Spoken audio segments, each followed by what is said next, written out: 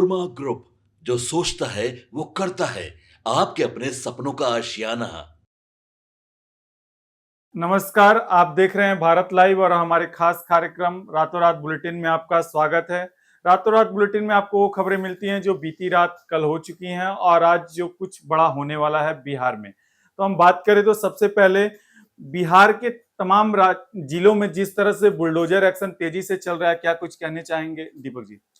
देखिए, bulldozer action की बात तो पूरे बिहार में हो ही रही है। लगातार सम्राट चौधरी को जब से गृह विभाग मिला है तब से बुलडोजर एक्शन की बातचीत जो है बिहार में वो तेज हो गई है। बुलडोजर की चर्चाएं जो है वो बिहार में तेज हो गई है। एक तरफ इस मॉडल को कहीं ना कहीं योगी आदित्यनाथ के मॉडल से मैच किया जा रहा है। वहीं पे अगर उत्तर प्रदेश की बात कर ले तो वहां पर बुलडोजर जो है अपराधी को, जो अपराधी होते हैं उनके घरों पर चलाया जा रहा था। लेकिन बिहार की अगर हम बात कर ले तो बिहार में जो बुलडोजर है, जो लोग अतिक्रमण किए हुए हैं सरकारी जमीन को, उनके ऊपर बुलडोजर चल रहा है। देखिए, सीधी सी बात है, जो सरकार की जमीन है उस पर तो बुलडोजर चलेगा ही, लेकिन अब विपक्ष का भी काम है तमाम इन बातों पर मुद्दा को जो बड़ी तौर पर दिखाना। बिल्कुल। अब देखिए किस तरीके से भाई वीरेंद्र हो या कोई भी जो विपक्ष के नेता है वो तो सवाल खड़ा कर ही रहे हैं। आपने बीते दिनों देखा था पप्पू यादव ने किस तरीके से कहा था कि अगर बुलडोजर गुजरती है तो मेरे लाश से होकर गुजरना होगा। मतलब कहने का अर्थ यह है कि सम्राट चौधरी का एक्शन तेज हो गया बिहार में। जहां कहीं भी अतिक्रमण के जो भी जमीन है उसको जो सरकार है वो खाली कराने में लग चुकी है। आपको बता दें कि अभी तक 9 जिलों में बुलडोजर चल चुकी है। उसमें पटना, गोपालगंज, छपरा, मोतिहारी, भागलपुर, समस्तीपुर, नालंदा और कटिहार, बेगूसराय जैसे कई जिलों में अभी तक बुलडोजर जो है वो चल चुकी है। आप सोचिए कि सम्राट चौधरी के पास जब ये गृह विभाग शिफ्ट होता है, सम्राट चौधरी जिस तरीके से एक्शन में आते हैं, लगातार जो है अपराधी हो चाहे अतिक्रमण की जो जमीन हो, लगातार सम्राट चौधरी एक्शन जो है एक्शन मूड में तो है। क्या लगता है ये जो बुलडोजर एक्शन है केवल बिहार के 9 जिलों में ही चलेगा कि और भी जिले आएंगे देखिए, इसमें? आने वाले समय में ऐसा नहीं है कि 9 जिलों में ही चलेंगे। ये 9 जिले ऐसे हैं जहां अभी तक बुलडोजर एक्शन जो है वो हो चुकी है, बुलडोजर चल चुकी है और उसके प्रति आप देख ही रहे हैं किस तरीके से विपक्ष जो है वो सवाल खड़े कर रही है। लेकिन सम्राट चौधरी और सरकार का साफ तौर पे कहना है कि ये वो लोग हैं जो सरकार की जमीन को हथियाए हुए हैं। जो सरकारी जमीन है, अगर आप उसमें घर या किसी भी तरीके का कुछ करते हैं तो सरकार आज नहीं तो कल वो जमीन आपसे आज इसके लिए गर्दनी बाग में जो है भाकपा माले के द्वारा विरोध प्रदर्शन भी निकाला गया कि इससे जो छोटे मोटे दुकानदार हैं उनको सबसे ज्यादा इसका नुकसान भी हो रहा है। देखिए, नुकसान हो रहा है। आपने देखा होगा किस तरीके से मरीन ड्राइव पर जो पहले पुराने ठेले लगे रहते थे, अब जो है सरकार उसको अपने अंदर लेकर, आप देखिए किस तरीके से उसको बेहतर ढंग से कर दिया गया। देखने में कितना बेहतर और सुंदर दिखाई पड़ता है। तो कहीं ना कहीं सरकार जो है उसको बेहतर करने में लगी हुई है। जो सरकार का चीज है वो तो सरकार आज नहीं तो कल आपसे लेगी ही। लेकिन अब देखिए, अगला सवाल मेरा आपसे है राहुल जी। आप लगातार जो है खबर देख रहे हैं, खबर कर रहे हैं, विधानसभा में मौजूदगी रही है आपकी। अब तेजस्वी यादव का एक लाइन जो है वो लगातार वायरल हो रहा है, अगर सरकार भटकेगी तो हम आईना दिखाएंगे। क्या कुछ कहना चाह रहे तेजस्वी यादव? कल जिस तरह से विधानसभा में पक्ष और विपक्ष के द्वारा स्पीकर पद का चयन होता है, डॉक्टर प्रेम कुमार जो गया टाउन से 9 बार से विधायक जीत कर आ रहे हैं, कल उनको पक्ष और विपक्ष के द्वारा सर्वसम्मति से स्पीकर पद का चयन हो जाता है। उसके बाद जाके बिहार के मुख्यमंत्री नीतीश कुमार उन्हें शुभकामनाएं देते हैं। विपक्ष के नेता तेजस्वी यादव भी शुभकामनाएं देते हैं, लेकिन राजधर्म निभाने की बात कर रहे हैं और कह रहे हैं कि पक्ष में जो सरकार बैठी हुई है, तो जो हम चुनाव लड़ने के समय जो मुद्दे लेकर आए थे, बेरोजगारी का, पलायन का, गरीबी से बिहार को मुक्त करने का, उसके लिए हम सरकार को समय समय पर आगाह करते रहेंगे, जागरूक करते रहेंगे कि जो ये मुद्दे हैं उन मुद्दों से, भले से हमारी संख्या कम है, भले से हम 25 सीट ही जीते हैं, टोटल ओवरऑल महागठबंधन की देखी जाए जो जीते हुए सीट है तो 35 ही है, लेकिन हम 25 जीते हैं। संख्या हमारी छोटी है, लेकिन हम सरकार के आगे कहीं भी छोटे दिखने वाले नहीं है। समय जहां जरूरत पड़ेगी हम संघर्ष करेंगे और सरकार को आईना दिखाने का काम करेंगे। तो तेजस्वी यादव लेकिन आज विधानसभा में मौजूद नहीं रहते हैं, दिल्ली चले जाते हैं। देखा ही था आपने, और हमने सर के साथ खबर किया था, हमारे संपादक नमन मिश्रा सर के साथ। वो तो 2 दिन पहले ही ये अनुमान लगाए थे और हमने खबर में भी कहा था कि आप देखिएगा किस तरीके से तेजस्वी यादव जो है 5 दिन भी मौजूद नहीं रहेंगे विधानसभा में, और तेजस्वी यादव तीसरे दिन विधानसभा छोड़कर दिल्ली चले गए। तो विधानसभा ही नहीं, जब उनकी पार्टी की समीक्षा बैठक चल रही थी 26 नवंबर से 30 नवंबर के बीच में, उस बीच में भी वो दिल्ली चले गए। तो ये विधानसभा का जो सत्र, विशेष सत्र चल रहा है 1 दिसंबर से 5 दिसंबर के बीच, इसमें तो तेजस्वी यादव को बतौर उपलब्ध वहां रहना चाहिए था। जिस तरह से वो बात कर रहे हैं कि हम सरकार को आईना दिखाएंगे, आज का तीसरा दिन महत्वपूर्ण इसलिए भी था कि जो बिहार के राज्यपाल हैं मोहम्मद आरिफ, उनका अभी भाषण था। उन्होंने पक्ष और विपक्ष को संयुक्त रूप से संबोधित किया, भाषण दिया। तो वहां से तेजस्वी यादव को तो जैसे विपक्ष का वही नेता भी है, नेता प्रतिपक्ष है, वहां उनकी मौजूदगी होनी चाहिए थी, लेकिन वो दिल्ली किस कारण से गए हैं, अब तो तेजस्वी यादव ही इस चीज को बेहतर बता सकते हैं। अगली जो महत्वपूर्ण यार बड़ी खबर ये है कि जिस तरह से तमाम पार्टियों के द्वारा अपने विधायक दल का नेता चुन लिया गया था, और आज ठीक आरएलएम के द्वारा भी अपने विधायक दल का नेता चुन लिया गया, और उसके साथ ही सचेतक भी चुन लिया गया है।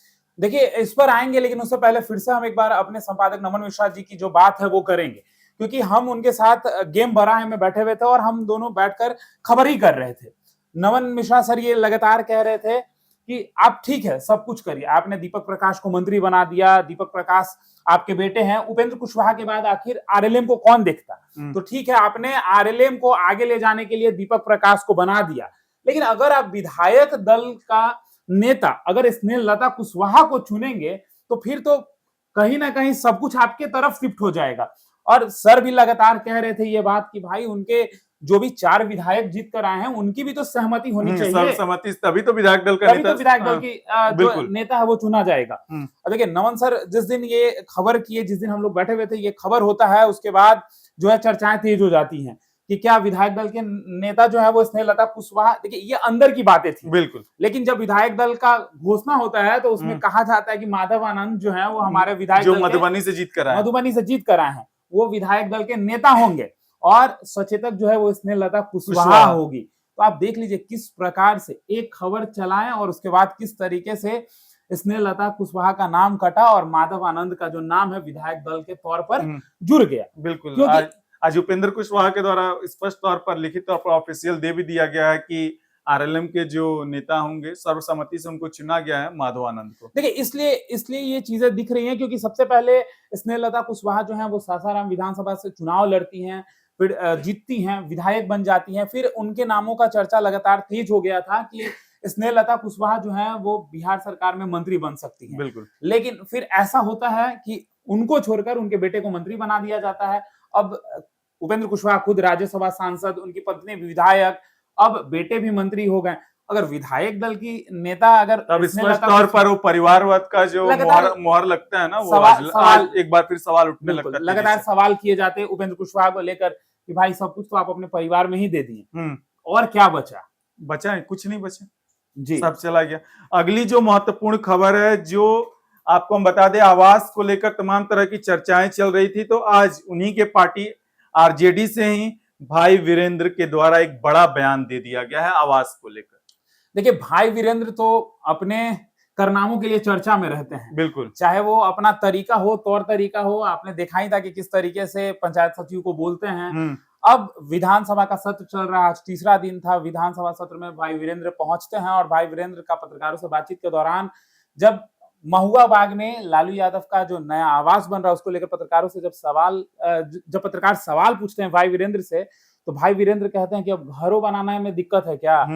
भाई अपना घर बना रहे हैं, वहां से शिफ्ट होके वहां जाएंगे, तो क्या कहते हैं आप? इन बातों पे तो सवाल उठा रहे हैं, लेकिन आप ये काहे नहीं उठाते हैं कि नाम बदल देने से विकास हो जाएगा, नाम बदल देने से बेरोजगारी खत्म हो जाएगा? तो देखिए भाई वीरेंद्र जो है लगातार सरकार पे कटाक्ष कर रहे हैं, भाई वीरेंद्र जो है लगातार सवाल खड़े कर रहे हैं। नाम बदलने से नहीं, काम करने से काम होंगे। बेरोजगारी पर, महंगाई पर, कई मुद्दों पर जो है लगातार भाई वीरेंद्र सवाल खड़े कर रहे हैं। जैसा कि आपने कहा भी है कि संख्या कम होने से जो है वो संघर्ष कम नहीं होगा। तेजस्वी यादव भी कह रहे हैं कि हम आईना दिखाएंगे, लेकिन तेजस्वी यादव की मौजूदगी रहती तब तो आईना दिखा पाते। क्या इनका बयान स्पष्ट करता है कि राबड़ी देवी हार्डिंग रोड 39 नए आवास पर नहीं जाएंगे? देखिए इनके बयान से कुछ पता नहीं चलता कि राबड़ी देवी जाएंगी कि नहीं, वो लालू परिवार का अपना फैसला है। लेकिन अब देखिए जो घर बन रहा है, जो बंगला बन रहा है, अब सवाल किए जाते हैं, जवाब दिए जाते हैं, आरोप और प्रत्यारोप का दौर तो जारी ही रहता है, राजनीति है। कब कौन कहाँ होता है किसी का कुछ पता नहीं होता। उतने समय से उस बंगले में कितने इतिहास लिखे गए हैं, जहाँ पे राबड़ी और लालू आज रहते हैं। लेकिन अब फिलहाल लालू और राबड़ी को जब आवास खाली करने का नोटिस दे दिया गया, तो 39 हार्डिंग रोड में जाना है, लेकिन अब कहाँ शिफ्ट होते हैं ये तो समय बताएगा। बिल्कुल। तो तमाम ऐसे ही खबरों के लिए हमारे साथ बने रहें। आप हमारा खास बुलेटिन रातों रात देख रहे थे। धन्यवाद। आपके सपनों को हमने सजाया है, ई होम्स पैनोरामा को हमने बनाया है। ई होम्स मेरा एक सपना था जिस पे मैं पिछले 4 साल से काम कर रहा था। हमने जो बनाया है वो सबने है माना। ई होम्स पैनोरामा में हो आपका भी आशियाना। और फाइनली हमने 2021 में इस प्रोजेक्ट को लॉन्च किया। बहुत लोग अप्रिशिएट कर रहे हैं कि पूर्णिया जैसे शहर में, बिहार के, एक तो बिहार की बात करें उसमें भी पूर्णिया जैसे छोटे जगह में इस तरह का लाइफस्टाइल देना, ये सुन के हम लोगों को बहुत अच्छा लगता है। ई होम्स में हमने कुछ और भी किया है, जैसे हम जिस जगह में रह रहे हैं हमारे फैमिली सिक्योर हो, उनको सिक्योरिटी का ध्यान में रखा है। आपकी सुविधा और सुरक्षा आपके लिए खास है, ये आपका विश्वास है। इसमें आर्टिफिशियल इंटेलिजेंस का 7 लेयर सिक्योरिटी का हमने इस्तेमाल किया है। लस ग्रीन कैंपस को बनाया है। यदि हमारा बाउंड्री वाल है तो वो वर्टिकल गार्डन है। ये जितनी भी फैसिलिटी होता है एक इंटरनेशनल टाउनशिप में, ई होम्स है, ये हम लोग विश्वास नहीं कर पा रहे हैं। जो भी हमारे मित्र दोस्त या जो भी हमारे बाहर के बाहर आते हैं तो हम लोगों को बहुत अच्छा सुनने को मिलता है और बहुत अच्छा क्रेडिट मिल रहा है। वो सारा हमने सिर्फ एक बिल्डिंग नहीं बनाया, हमें एक बहुत अच्छा लाइफस्टाइल दिया ई होम्स में, और मेरा एक सपना था जिसको मैं आज फुलफिल होते हुए देख पा रहा हूँ। ये आपका आवास है। ई होम्स पैनोरामा में अब आपका निवास है। E Homes Panorama, luxurious lifestyle redefined. Panorama group, जो सोचता है वो करता है। अगर ये वीडियो पसंद आई और वह बिहार के राजनीति और बिहारियत से सरोकार रखेनी तो सब्सक्राइब बटन दबा के चैनल के सब्सक्राइब कर ली। ओजे एगो घंटी बा, ओकरा बटन दबा देला से कुल सटीक और मारक खबर रुआ मुफ्त में मिल जाई। अगर रुआ पत्रकारिता के हमनी के नया प्रयोग में सहयोग कर चाहतानी तो ज्वाइन बटन दबा दी। पेटीएम नंबर नोट कर ली 9386